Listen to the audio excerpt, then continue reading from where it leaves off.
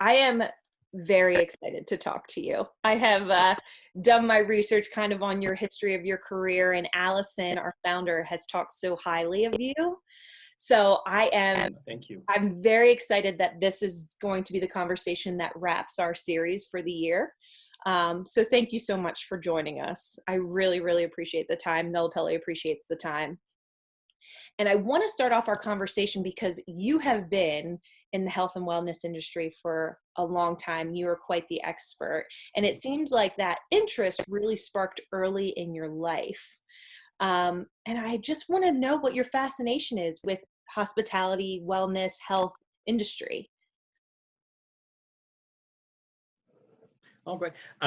Well, it is true that I've been in this profession for a long time, almost 30 years, but I think it started a lot longer than this. You know, I come from I'm from Quebec. Obviously, I have a bit of an accent, and I grew up in a large family, and we were very active. So I think my passion for wellness actually started with my passion for fitness. You know, because wellness has many components to it, and my strength and actually my strongest background really comes from the fitness side of wellness. So, you know, when we were kids, our parents put us in any kind of sports that we played. And then I was actually quite a good track athlete. I run track for the national junior championship Oh, in wow. Canada in many years ago.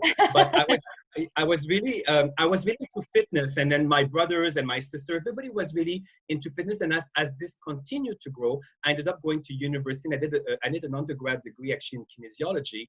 Once again, because I was so passionate with fitness and with my track career that I wanted to see where I was going to go with this. So I did actually my undergrad in kinesiology and exercise science.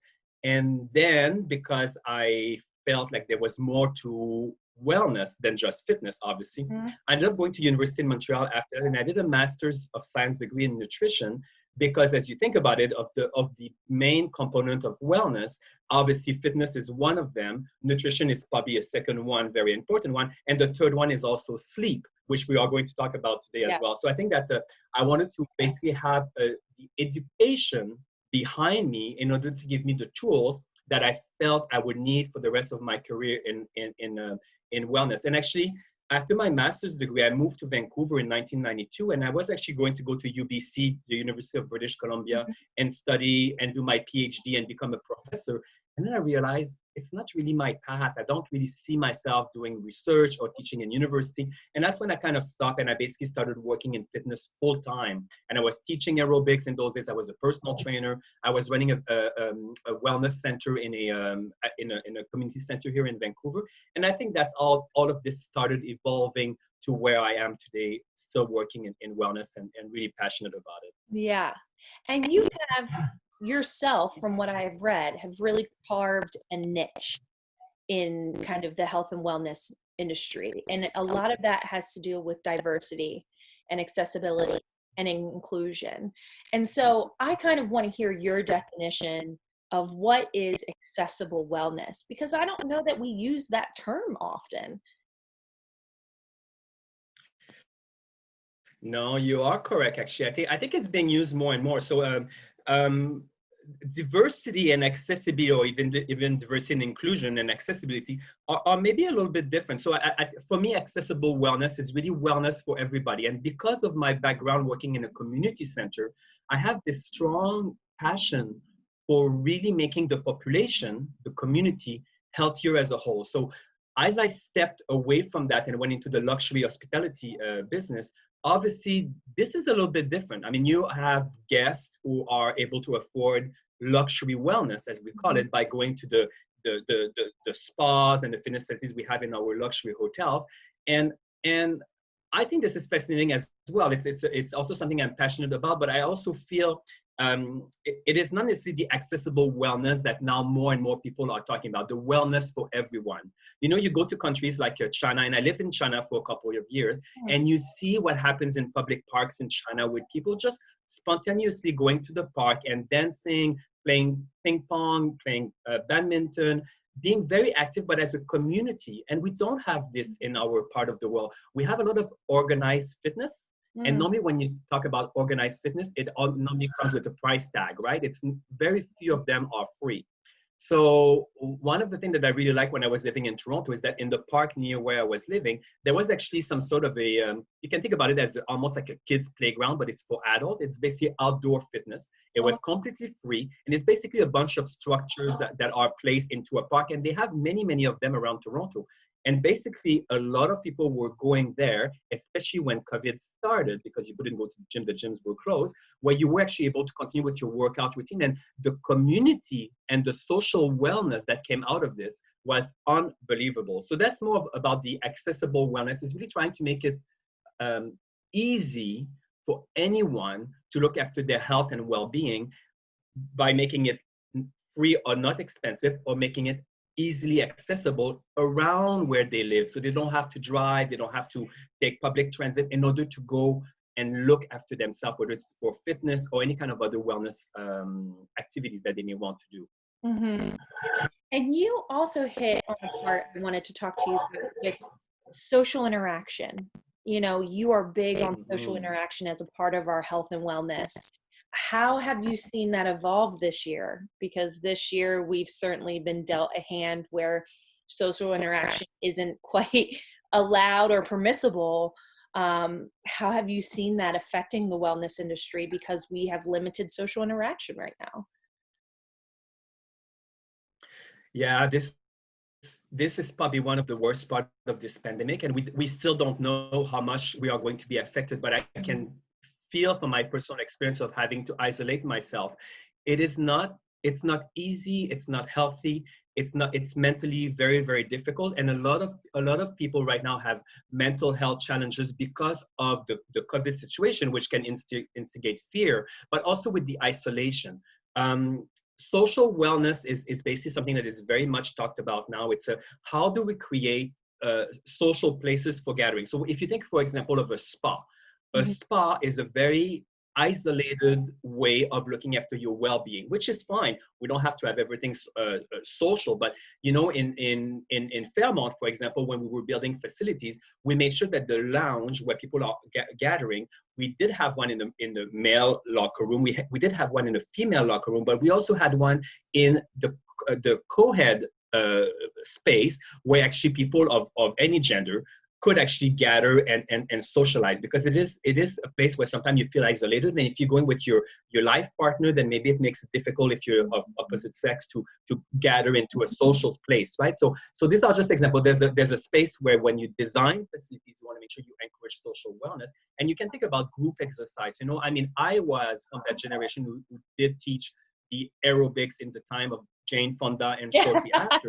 And then it has come by wave, right? It's come and gone, but it is still one of the strongest trend in fitness is group exercise, even if it's a small group. And the reason why you do this is because you want to see other people who like similar things that you do, right? So it just makes sense. You want to be around people who have similar interests, and social wellness is a big, big component of that. Yeah. I know you said we don't know the impact of this year yet. What do you think the impact is going to be on individuals, on the health industry as a whole, as far as, you know, this social interaction and this being able to do group fitnesses and visit spas? How do you see that impact? I mean, it's a bold question. It's a hard question, right? But how do you see this impact happening on the health and wellness after this year and continuing? I mean, it's not going to end at the end of 2020. Mm-hmm. You know, Jess, I think we've heard the expression that we're all in the same, we're not in the same boat, but all in the same storm. Have you heard that before? When we Yes, talk yes. about Weathering COVID, right? different storms. And to me, what it means Yeah. is that, yeah.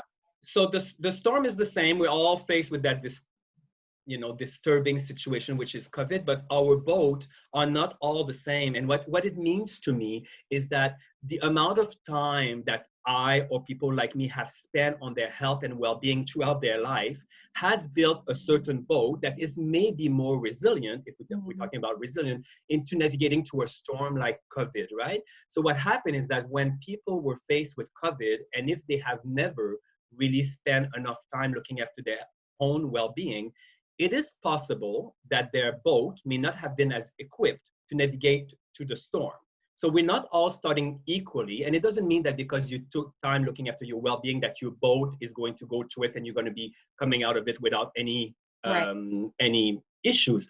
But, you know, well-being and wellness is something that is meant to be done every day throughout your entire life, because what it does is that it builds a healthy body, a healthy mind, that when situation like COVID happens, you are better equipped to navigate through the storm in order to come out of it stronger. So now I think that when COVID hit, we all realized that this was going to be a challenge, and many people took on fitness with virtual fitness classes, right? They took on looking after their wellness and well-being by going outside and walking and riding bikes and doing all of those activities. And that's unbelievable. I love this. And it's not too little too late. It does not matter. Whatever needs to spark somebody to look after their well-being, I think has a really high value. And my hope is that when we come out of this and the vaccine is out and everybody gets vaccinated and we can put this behind, that all those good healthy habits that people have started doing are going to continue because they have felt the change in their life in order to be able to go to that storm a little bit more equipped. So it's important that we don't give up everything that we've learned for those of us who just started, but we need to continue and maintain those really healthy habits. I love that's such a positive outlook. Thank you for that answer. It was so refreshing. Such a refreshing answer. So I want to go back to accessibility and inclusion a little bit, equity, because I want to hear your thoughts on where the health and wellness industry can do better. Where can it really work on those kind of three aspects within the industry?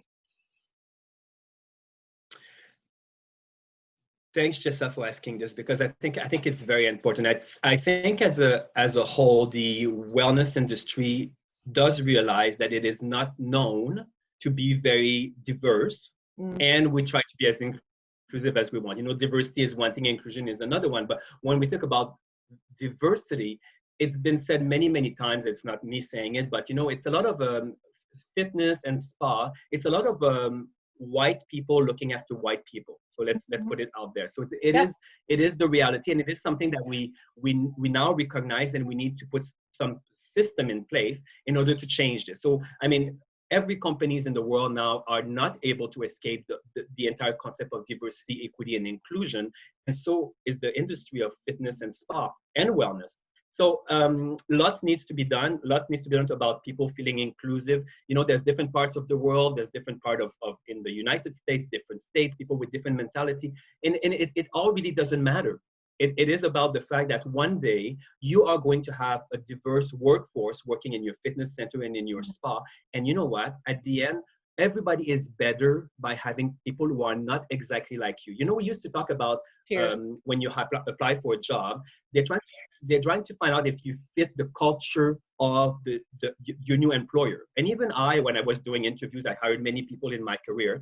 You always think about, is this a right fit? Is this person the right fit for the culture of my company? Well, now the conversation has changed a little bit, and it's actually finding somebody that may not be the right fit for the culture, because in fact, if you keep on surrounding yourself with people who look, speak, think like you, chances are that you're not going to be very innovative and be able to navigate to whatever life is throwing at us. You need to bring on your team people who actually are not like you. They don't think like you. They have a different lived experience than you. And this is where the value comes. And the research have proven that financially, companies who are diverse will have a greater success than companies that are not diverse.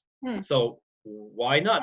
You know, we always talk about the return on investment. Yeah, this is the time. This is the time. Yeah. So that's great. So, I mean, you know, lots of, I mean, at Accor, I was involved in launching our diversity and inclusion committee. And then things as simple, like the only reason why I got involved in this is that we realized a few years ago that in spa and fitness, we do have locker rooms. Locker rooms, for the most part, are gender specific. And we have people in the world who are non-gender specific. They identify as another gender, and then when they come to our hotels, we pride ourselves in being welcoming to everybody. But it's not very welcoming when you come to our spa and you don't really fit in any of the two locker rooms that we have for you to offer. So if where do you go? And this was brought up to me, and then we ended up doing a lot of work on this. And there is ways around this. There's ways in navigating through this, but there's a lot more work that needs to be done, because in 50 years from now, this is going to be so common, so to speak, to have people who are non-binary or gender diversified, that I hope that we are going to have facilities that are welcoming for really, really everybody. Yeah, that's wonderful. So now I want to pivot to sleep, because as Nella Pelly, we are all about sleep. We actually have in our press kit a quote from you when you were the director of spa and fitness at Agcor at Central America. And I'm going to read it to you because I love this quote. Great. And you said, yeah, I know. It's always weird when people quote you, isn't it? It's like, I hope I say it okay. So you said, as the wellness industry pivots and innovates, I'm excited to see new wellness textile options for spa and hotel rooms. High performance fabric has changed the sports and fitness industry for years now. Isn't it time that the fabric you wrap your body in for 8 hours at night also evolves? And of course, this speaks to our heartstrings at Nella Pelly. And I would love to know your opinion on, is bedding being talked about, on a global and national stage? We feel like there's still a lot of room for conversation to be had about bedding and the type of fabric that you sleep in, hopefully 8 hours a night, that's coming into contact with your skin, that eventually affects your wellness. So do you see bedding as a conversation as far as textiles and affecting your health? I think that definitely sleep is being talked a lot in the wellness world. So, the research has proven it. And, of all the wellness activities, so to speak, that you can do to extend your life, sleep is number one. So not eating well, not exercising, not managing your stress, none of those is going to give you the longest life. Sleep is going to give you the longest life. Good night sleeps and even naps have been proven as being the most impactful elements on somebody's wellness. So from that standpoint, it is interesting to see that we actually need to talk about sleep comfort. And every hotel around the world prides themselves in having a special bed that are going to provide you with the best night's sleeps. And there's a lot of companies out there, even innovative companies that we are working with, that are actually creating those wellness beds that are super fantastic. It has to do about temperature control, about body pressure, about all of this. But then people forget about the sheets. And when I quoted that quote, what I think is interesting is that many years ago, you used to exercise with a cotton t-shirt. And it was far from being ideal. Yeah. The cotton t-shirt became wet, and it was not. And then we start talking about high performance fabric, and nowadays everybody is working out with dry fit or any of those kind of fabrics that are really considered high performance fabric. And I really don't see why this cannot be extended to the bedding that we sleep in. So there should be something that comes out, such as Nella Pelly, that is in the space of high performance sheets, allowing you to have a better night's sleep. Because it's one thing to have a high performance sheet. If it's on a terrible bed, it's not going to work. But if we are spending a lot of money and a lot of time as hotel companies or as individual onto buying a mattress that is going to give you the best night's sleep, we should not forget the fabric that we put on top of this mattress to find out if there is actually an impact of that fabric on our night's sleep, knowing that this is the number one impactor of your wellness and longevity, right? So it's all tied in together. Yeah. I don't think a lot of people know that sleep is number one. I mean, we tout it at Nella Pelly as sleep is the foundation of wellness. It's the foundation of wellness. But a lot of people still don't see it that way. I mean, our mentality is just go, go, go. No, you're completely right. Often what is in the mind of people is sometimes directed maybe by companies who have something to gain from selling, fitness equipment. Fitness industry is huge, and I mean, and don't get me wrong, exercising is super, super important for your health and well-being. But it somehow, once you buy your bed, and if you have your bed for 10 years sometime, right, there's no other times where people are coming knocking on your door reminding you that sleep is important. except if you don't sleep well. I sleep super well, but I know that if you have trouble sleeping, it is such a deterrent on your health and your day-to-day life that it becomes the number one preoccupation of people who don't sleep well. They would pay anything they can to have a good night's sleep. And sometimes they have to go to the medication side of things, and they all realize that it's not going to be the solution, but at least people are in need of a good night's sleep. And when they don't have it, this is when they start spending money on anything that could give them a good night's sleep. Right. And that's such a great transition into actually my last question, which is, you said you are a wonderful sleeper. So what is one thing you do every day for your sleep to make sure that you get that quality sleep that you need? So I exercise every day. So exercising is really big in getting a night's sleep, because first of all, it should tire you a little bit, right? And so although it gives you energy after you finish exercising, it should tire you at the end of the day. I go to bed pretty much at the same time every night. So let's say for me, it's 9:30. I'm an early going to bed kind of person. I'm also an early riser. So I think that it's been also proven many times that the consistency of your night's sleep is more important than actually the number of hours that you sleep. Everybody knows about the 8 hours per night, right? But that's great. But having those 8 hours at the exact same time every night is also very important. It's not always possible, and it's fine. I mean, it's also not something that overly obsesses me, because I am a good sleeper. I have rarely had trouble sleeping. I fall asleep very quickly. And to the shock of many people, I do bring my device to bed with me.